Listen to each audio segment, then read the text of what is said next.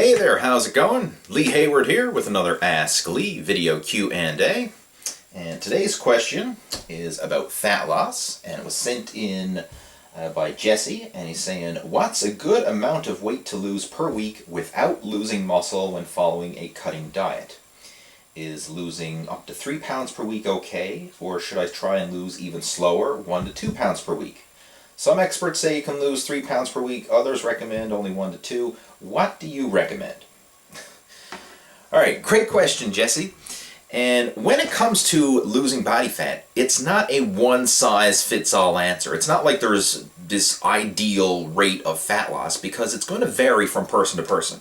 It's going to vary depending on how much body fat you have to lose, and it's also going to vary depending on how where in your cutting phase you are. I mean, if you're just starting a cutting phase, you're going to lose weight relatively quickly. I mean, when you transition from eating whatever it is you want to eating a structured fat loss diet, consuming a caloric deficit, natural, unprocessed, wholesome foods, all that kind of stuff, you're going to lose weight relatively quickly. I mean, upwards of 5 pounds or even more per week is not uncommon.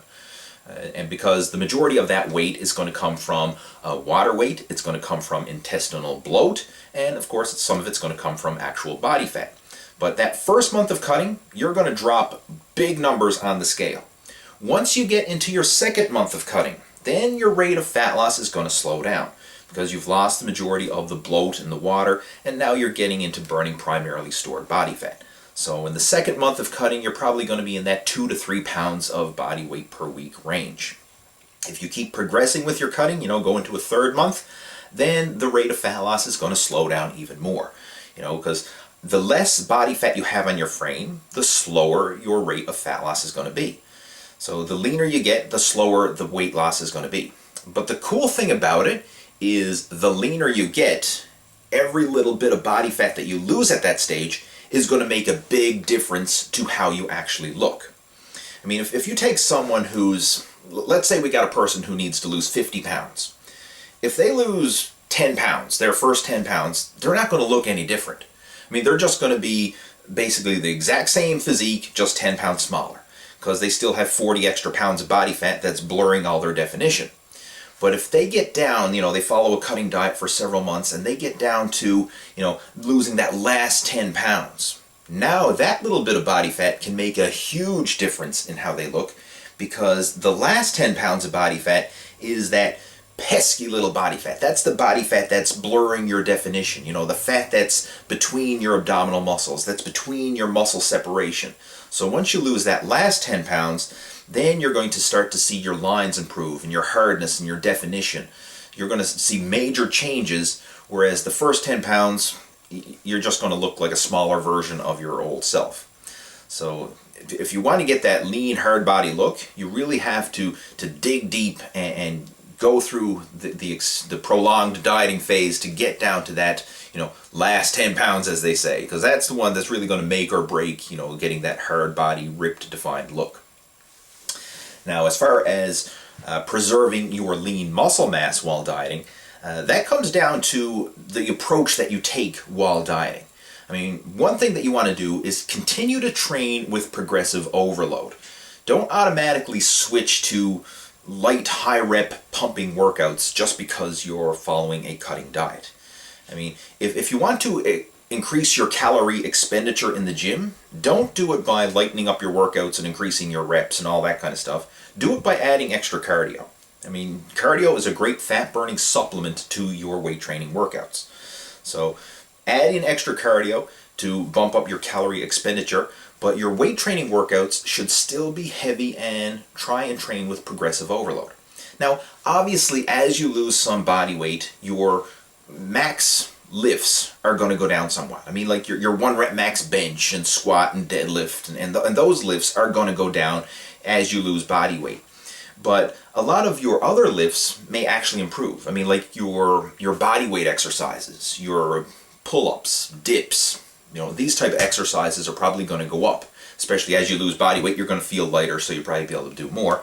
But your muscular endurance and your strength for a lot of your other isolation type exercises may actually improve as you lose body weight and as you continue to push yourself in the gym. So it's kind of weird to explain, but you still want to push yourself hard, but realize that you may lose some strength just due to the fact that you're losing some body mass in the process. So don't get frustrated if your max bench goes down or your max squat goes down, but don't use that as an excuse that, oh, because I can't bench as much or squat as much that I have to totally change my workouts and do all high rep light pumping exercises. You still want to train in a hard, heavy, progressive overload fashion to try and encourage new muscle growth, or at least to maintain the muscle that you currently have on your frame. When it comes to your diet, take it slow. I mean, the big mistake that a lot of people make when cutting is they go from, eating whatever they want to try and following a starvation type diet to lose as much body fat as possible. They zero carbs and really, go crazy, when all you have to do is be in a slight caloric deficit to encourage fat loss. You don't have to go from, starving yourself in order to burn body fat. And I encourage people to try and diet on as high of a calorie intake as possible while still losing body fat. So, I mean, if you can lose body fat and get lean eating 2,500 calories a day, then there's no point in cutting yourself down to 1,500 or less in order to try and lose body fat faster. When you make these big, drastic, unnecessary cuts in calories, that's when you're going to slow down your metabolism, slow down your metabolic hormones, and you're going to risk losing lean muscle in the process. So try and diet on as high of a calorie intake as possible. Try and continue to push yourself in the gym with your weight training workouts. And if you want to increase your calorie expenditure, add in extra cardio workouts rather than adding in extra weight training or trying to increase the volume of your weights, the light high rep pumping workouts.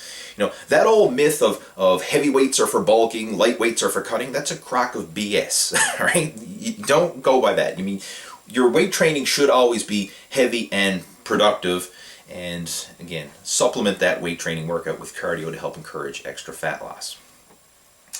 So, I don't know. That's kind of a general overview of cutting in a nutshell. I mean, I know it's kind of, there's a lot more we could discuss because it's a pretty deep and complex topic, but that's a general overview, and it's enough for one YouTube video.